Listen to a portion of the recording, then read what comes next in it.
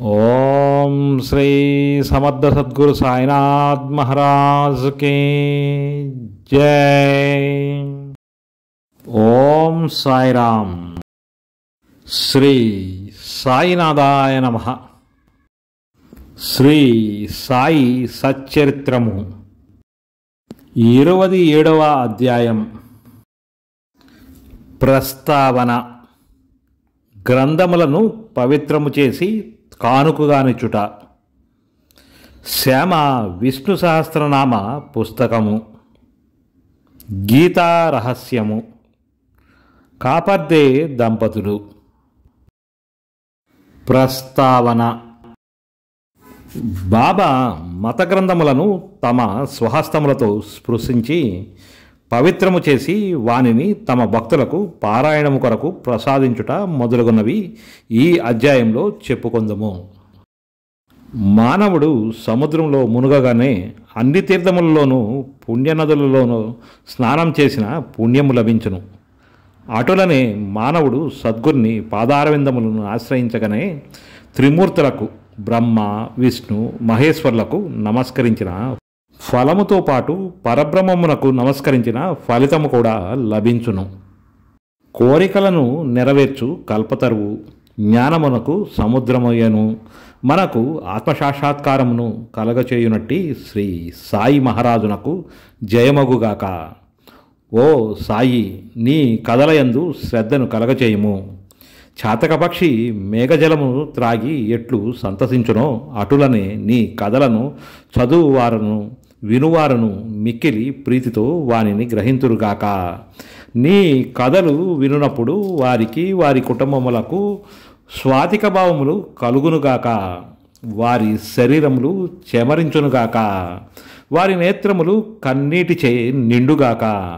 వారి ప్రాణములు స్థిరపడుగాక. వారి మనస్సులు ఏకాగ్రమునుగాక. వారికి గగుర్బాటు కలుగుగాక. వారు వెక్కుచూ ఏడ్చి వణికెదరుగాక. వారిలో గల వైషమ్యములు తమ భేదములు నిష్క్రమించునుగాక. ఇట్లు జరిగినచో గురువుగారి కటాక్షము వారిపైన ప్రసరించినదనుకొనవలెను. ఈ భావములు నీలో కలిగినప్పుడు గురువు మిక్కిలి సంతసించి ఆత్మసాక్షాత్కారమునకు దారి చూపును. మాయా బంధముల నుండి స్వేచ్ఛ పొందుటకు బాబాను హృదయపూర్వకముగా శరణాగతి వేడవలను. వేదములు నిన్ను మాయ అనే మహాసముద్రమును దాటించలేవు. సద్గురువే ఆ పని చేయగలరు. సర్వజీవకోటి యందును భగవంతుని చూచునట్టు చేయగలరు. గ్రంథములను పవిత్రము చేసి కానుకగానిచ్చుట. ముందటి అధ్యాయంలో బాబా బోధలను నర్చు తీరులను చూచితిమి. అందులో ఇంకొక దానిని ఈ అధ్యాయంలో చూచెదము. కొందరు భక్తులు మత గ్రంథములను పారాయణం చేయుటకు బాబా చేతికిచ్చి బాబా పవిత్రం చేసిన పిమ్మట దానిని పుచ్చుకొనిడివారు. అట్టి గ్రంథములు పారాయణం చేయనప్పుడు బాబా తమతో నున్నట్లుగా భావించడివారు. ఒకనాడు కాకా మహాజని ఏకనాథ భాగవతమును తీసుకొని షిరిడీకి వచ్చెను. శ్యామ ఆ పుస్తకమును చదువుటకై తీసుకుని మసీదుకు పోయెను. అచ్చట బాబా దానిని తీసుకుని చేతితో తాకి కొన్ని పుటలను త్రిప్పి శ్యామకిచ్చి దానిని తన వద్ద నుంచుకొనవన్ను.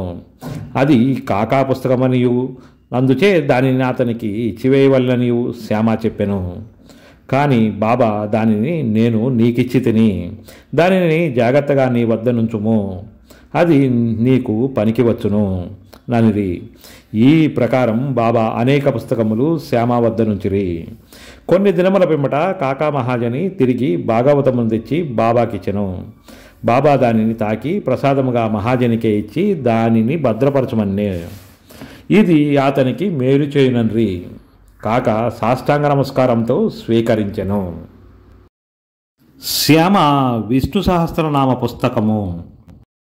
శ్యామ బాబాకు మిక్కిలి ప్రియభక్తుడు.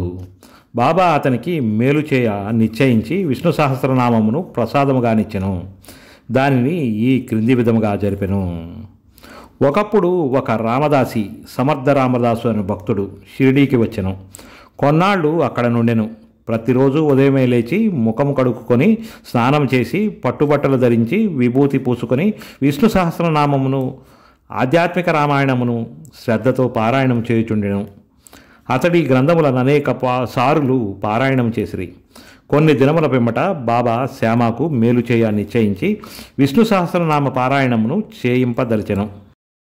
కావున రామదాసిని పిలిచి తనకు కడుపు నొప్పిగానున్నదనియు సోనామకి తీసుకున్నదే నొప్పి తగ్గదనియు కనుక బజారుకు పోయి ఆ మందును తీసుకుని రమ్మని కోరెను. పారాయణము ఆపి రామదాసి బజారుకు పోయెను. బాబా తమ గద్దె దిగి రామదాసి పారాయణము చేయు స్థలమునకు వచ్చి విష్ణు సహస్రనామ పుస్తకమును తీసుకుని తమ స్థలమునకు తిరిగి వచ్చి ఇట్లనెను: ఓ శ్యామ, ఈ గ్రంథము మిగుల విలువైనది, ఫలప్రదమైనది కనుక నీకిది బహుకరించుచున్నాను. నీవు దీనిని చదువుము. ఒకప్పుడు నేను మిగుల బాధపడి తిని నా హృదయము కొట్టుకొనెను, నా జీవిత అపాయంలో నుండెను. అట్టి సందిగ్ధ స్థితి యందు నేనీ పుస్తకమును నా హృదయమునకు హత్తుకొంటిని. శ్యామ, అది నాకు గొప్ప మేలు చేసెను. అలాగే స్వయముగా వచ్చి బాగు చేసినని అనుకొంటిని. అందుచే దీనిని నీకిచ్చుచున్నాను. దీనిని కొంచెం ఓపికగా చదువుము. రోజునకొక నామము చదివినను మేలు కలగచేయను.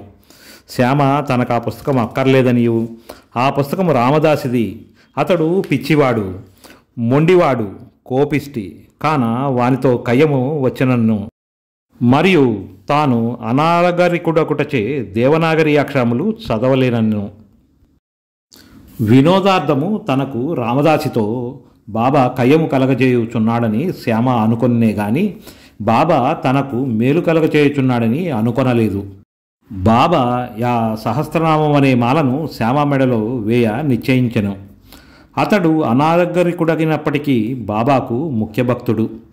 బాబా ఈ ప్రకారం అతన్ని ప్రపంచ బాధల నుండి తప్పించగోరెను. భగవన్నామ ఫలితము అందరికీ విశదమే. సకల పాపముల నుండి, దురాలోచనల నుండి, చావు పుట్టుకల నుండి అది మనలను తప్పించును. దీనికంటే సులభమైన సాధన ఇంకొకటి లేదు. ఇది మనస్సును పావనము చేయుటలో మిక్కిలి సమర్థమైనది. దానికెట్టి తంతు కూడా అవసరం లేదు. దానికి నియమములేమియూ లేవు. అది మిగుల సులభమైనది, ఫలప్రదమైనది. శ్యామకు ఇష్టం లేనప్పటికీ వానిచే దానిని అభ్యసింపజేయవలనని బాబాకు దయ కలిగెను. కనుక దానిని బాబా వానిపై బలవంతముగా రుద్దెను. ఆ ప్రకారముగానే చాలా కాలం క్రిందట ఏకనాథ మహారాజు బలవంతముగా విష్ణు సహస్రనామము ఒక భేద బ్రాహ్మణునిచే పారాయణం చేయించి వానిని రక్షించెను. విష్ణు సహస్రనామ పారాయణము చిత్తశుద్ధికి ఒక విశాలమైన చక్కటి మార్గము కాన దానిని బాబా శ్యామకు బలవంతముగా ఇచ్చెను. రామదాసి త్వరలో సోనాముఖి తెచ్చెను. అన్నా చించనీకర్ అక్కడనే ఉండెను. నారదుని వలె నటించి జరిగినదంతయు వానికి చెప్పెను. రామదాసి వెంటనే కోపంతో మండిపడెను. కోపంతో శ్యామపై పడి శ్యామాయే కడుపు నొప్పి సాకుతో బాబా తనను బజారుకు పంపునట్లుగా చేసి ఈ లోపల పుస్తకమును తీసుకొన్నని అనెను. శ్యామను తిట్టనారంభించెను. పుస్తకము ఈయనచో తల పగలగొట్టేదనెను. శ్యామ నెమ్మదిగా జవాబిచ్చెను. కానీ ప్రయోజనం లేకుండెను. అప్పుడు దయతో బాబా రామదాసితో ఇట్లు పలికెను: ఓ రామదాసి, ఏమి సమాచారము? ఎందులకు చిరాకు పడుచున్నావు? శ్యామ మనవాడు కాడా? అనవసరముగా వాని నేల తిట్టెదవు. ఎందుకు జగడమాడుచున్నావు? నెమ్మదిగా ప్రేమతో మాట్లాడలేవా? ఈ పవిత్రమైన పుస్తకమును నిత్యము పారాయణం చేయుచుంటివి గాని ఇంకనూ నీ మనస్సు అపవిత్రముగాను అస్వాధీనముగాను ఉన్నట్లున్నది. నీ వెట్టి రామదాసివయ్యా, సమస్త విషయములందు నీవు నిర్మలుడుగా నుండవలెను. నీవు ఆ పుస్తకమును అంతగా నభిలషించుట వింతగానున్నది. నిజమైన రామదాసికి మమత కాక సమత ఉండవలెను. ఒక పుస్తకము కొరకు శ్యామతో పోరాడుచున్నావా? వెళ్ళు, నీ స్థలంలో కూర్చొనుము. ధనమిచ్చినను పుస్తకములు అనేకము వచ్చును, కానీ మనుషులు రారు. బాగా ఆలోచించుము, తెలివిగా ప్రవర్తించము. నీ పుస్తకం విలువ ఎంత? శ్యామకు దానితో నెట్టి సంబంధము లేదు. నేను దానిని తీసుకుని వానికి ఇచ్చితిని. నీకది కంఠాపాఠముగా వచ్చును కదా. కావున శ్యామ దానిని చదివి మేలు పొందుననుకొంటిని. అందుచే దానిని అతనికి ఇచ్చితిని. బాబా పలుకులంతా మధురముగా, మెత్తగా, కోమలముగా, అమృతతుల్యముగానున్నవి. వాని ప్రభావము విచిత్రమైనది. రామదాసి శాంతించెను. దానికి బదులు పంచరత్న గీతయను గ్రంథమును శ్యామ వద్ద తీసుకునేదనను. శ్యామ మిక్కిలి సంతసించి ఒక్కటేలా 10 పుస్తకములు ఇచ్చేదనను. బాబా ఈ విధముగా వారి తగువును తీర్చెను. ఇందు ఆలోచించవలసిన విషయమేమనగా రామదాసి పంచరత్న గీత నేల కోరెను. అతడు లోనున్న భగవంతుని తెలుసుకొనుట కెన్నడూ ప్రయత్నించి ఉండలేదు. ప్రతి నిత్యము మత గ్రంథములను మసీదులో బాబా ముందర పారాయణం చేయువాడు. శ్యామతో బాబా ఎదుట ఏలా జగడమాడెను. మనము ఎవరిని నిందించవలనో ఎవరిని తప్పుపట్టవలనో పోల్చుకొనలేము. ఈ కథ నీ విధముగా నడిపించకపోయినచో ఈ విషయము యొక్క ప్రాముఖ్యము, భగవన్నామస్మరణ ఫలితము, విష్ణు సహస్రనామ పారాయణము మొదలుగున్నవి శ్యామకు తెలిసి ఉండవు. బాబా బోధించు మార్గము, ప్రాముఖ్యము కలగజేయు విషయములు సాటిలేనివి. ఈ గ్రంథమును క్రమముగా శ్యామ చదివి దానిలో గొప్ప ప్రావీణ్యము సంపాదించెను. శ్రీమాన్ బూటి అల్లుడగు జీజీ నార్కేకు బోధించగలిగెను. ఈ నార్కే పూనా ఇంజనీరింగ్ కాలేజీ ప్రిన్సిపల్గా నుండెను. గీతా రహస్యము. బ్రహ్మ విద్య అధ్యయనం చేయువారిని బాబా ఎల్లప్పుడూ ప్రేమించువారు, ప్రోత్సహించువారు. ఇచ్చట దానికొక ఉదాహరణము ఇచ్చెదము. ఒకనాడు బాపూసాహెబ్ జోగుకు ఒక పార్సిల్ వచ్చెను. అందులో తిలక్కు రాసిన గీతా రహస్యం ఉండెను. అతడు ఆ పార్సిల్ను తన చంకలో పెట్టుకుని మసీదుకు వచ్చెను. బాబాకు సాష్టాంగ నమస్కారం చేయనప్పుడు అది క్రింద పడెను. అదేమని బాబా అడిగెను. అక్కడనే దానిని విప్పి బాబా చేతిలో ఆ పుస్తకము నుంచెను. బాబా కొన్ని నిమిషములు పుస్తకంలోని పేజీలను త్రిప్పి తన జేబులో నుంచి ₹1 తీసి పుస్తకంపై పెట్టి దక్షిణతో కూడా పుస్తకమును జోగుకు అందించెను. దీనిని పూర్తిగా చదువుము, నీకు మేలు కలుగును అనిది. కాపర్దే దంపతులు. కాపర్దేల వృత్తాంతంతో ఈ అధ్యాయమును ముగించెదము. ఒకప్పుడు కాపర్దే తన భార్యతో షిరిడీకి వచ్చి కొన్ని నెలలుండెను. దాదాసాహెబ్ కాపర్దే సామాన్యుడు కాడు. అమరావతిలో మిక్కిలి ప్రసిద్ధి చెందిన ప్లీడరు. మిక్కిలి ధనవంతుడు. ఢిల్లీ కౌన్సిల్లో సభ్యుడు. మిక్కిలి తెలివైనవాడు. గొప్ప వక్త. కానీ బాబా ముందర నెప్పుడు నోరు తెరవలేదు. అనేక మంది భక్తులు పలుమారులు బాబాతో మాట్లాడిరి, వాదించిరి. కానీ 3 మాత్రం, కాపర్దే, నూల్కర్, బూటి, నిశ్శబ్దంగా కూర్చుండువారు. వారు వినయ విధేయత నమ్రతలున్న ప్రముఖులు. పంచదశని ఇతరులకు బోధించగలిగిన కాపర్దే బాబా ముందర మసీదులో కూర్చున్నప్పుడు నోరెత్తి మాట్లాడువాడు కాడు.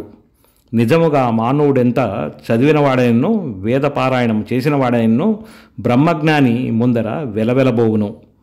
పుస్తక జ్ఞానము బ్రహ్మజ్ఞానము ముందర రాణించదు. దాదాసాహెబ్ కాపర్దే 4 మాసములుండెను. కానీ అతని భార్య 7 మాసములుండెను. ఇద్దరును షిరిడిలో నుండుటచే సంతసించిరి. కాపర్దే గారి భార్య బాబా యందు భక్తి శ్రద్ధలు కలిగి ఉండేది. ఆమె బాబాను మిగుల ప్రేమించెను. ప్రతిరోజు 12 గంటలకు బాబా కొరకు నైవేద్యము స్వయముగా తెచ్చుచుండెను. దానిని బాబా ఆమోదించి తరువాత తాను భోజనము చేయుచుండేటివారు.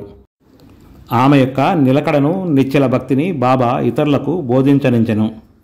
ఆమె ఒకనాడు మధ్యాహ్న భోజన సమయమున ఒక పళ్ళెంలో సాంజ, పూరి, అన్నము, పులుసు, పరమాన్నము మొదలగునవి మసీదుకు తెచ్చెను. గంటల కొద్దీ యువరకనే యుండు బాబా ఆనాడు వెంటనే లేచి భోజన స్థలంలో కూర్చుండి ఆమె తెచ్చిన పళ్ళెము పై ఆకు తీసి త్వరగా తిననారంభించెను. శ్యామ ఇట్లడిగెను, ఎందుకీ పక్షపాతము? ఇతరుల పళ్ళెములా నెట్టివై చదువు. వాని వైపు చూడనైనా చూడవు, కానీ దీనిని నీ దగ్గరకి ఇడ్చుకొని తినుచున్నావు. ఈమె తెచ్చిన భోజనం ఎందుకంత రుచికరము? ఇది మాకు సమస్యగానున్నది. బాబా ఇట్లు బోధించెను. ఈ భోజనము యథార్థముగా మిక్కిలి అమూల్యమైనది. గత జన్మలో నీమే ఒక వర్తకుని ఆవు. అది బాగుగా పాలిచ్చుచుండెను. అచ్చట నుండి నిష్క్రమించి ఒక తోటమాలి ఇంటిలో జన్మించెను. తదుపరి ఒక క్షత్రియుని ఇంటిలో జన్మించి ఒక వర్తకుని వివాహమాడెను. తరువాత ఒక బ్రాహ్మణుని కుటుంబంలో జన్మించెను. చాలా కాలము పిమ్మట ఆమెను నేను జూచితిని. కావున ఆమె పళ్ళెము నుండి ఇంకనూ కొన్ని ప్రేమమయమైన ముద్దలను తీసుకుని నిండు. ఇట్లనుచు బాబా ఆమె పళ్ళెము ఖాళీ చేసెను. నోరు చేతులు కడుక్కొని త్రేపులు త్రియుచు తిరిగి తన గద్దెపై కూర్చుండెను. అప్పుడు ఆమె బాబాకు నమస్కరించెను. బాబా కాళ్లను పిసుకుచుండెను. బాబా ఆమెతో మాట్లాడదొడంగెను. బాబా కాళ్లను తోముచున్న ఆమె చేతులను బాబా తోముటకు ప్రారంభించెను. గురు శిష్యులు ఒండోర్లు సేవ చేసుకొనుట చూసి శ్యామ ఇట్లనియే, చాలా బాగా జరుగుతున్నది. భగవంతుడును భక్తురాలను ఒకరికొకరు సేవ చేసి కొనుట మిగుల వింతగానున్నది. ఆమె యథార్థమైన ప్రేమకు సంతసించి బాబా మెల్లగా మృదువైన ఆకర్షించు కంఠముతో రాజారాం అను మంత్రమును ఎల్లప్పుడూ జపించుమనచు నిట్లనెను. నీ విట్లు చేసినచో నీ జీవితాశయమును పొందెదవు. నీ మనస్సు శాంతించును, నీకు మేలగును. ఆధ్యాత్మికమున తెలియని వారికి ఇది సామాన్య విషయము వలె కనిపించును. కానీ అది ఇట్లు కాదు. అది శక్తిపాతము, అనగా గురువు శిష్యునకు శక్తి ప్రసాదించుట. బాబా యొక్క మాటలెంత బలమైనవి, ఎంత ఫలవంతమైనవి! ఒక్క క్షణంలోనవి ఆమె హృదయంలో ప్రవేశించి స్థిరపడెను. ఈ విషయము గురువునకు శిష్యునకు గల సంబంధమును బోధించుచున్నది. ఇద్దరు పరస్పరం ప్రేమించి సేవ చేసుకునవలను. వారిద్దరికీ మధ్య భేదము లేదు. ఇద్దరూ ఒక్కటే. ఒకరు లేనిదే మరి ఒకరు లేరు. శిష్యుడు తన శిరస్సును గురువు పాదముల మీద పెట్టుట బాహ్య దృశ్యమే గాని యథార్థముగా వారిరువురు లోపల ఒక్కటే. వారి మధ్య భేదము పాటించువారు పక్వమునకు రానివారు, సంపూర్ణ జ్ఞానము లేనివారను. 27వ అధ్యాయం సంపూర్ణం. సద్గురు శ్రీ సాయినాథార్పణమస్తు.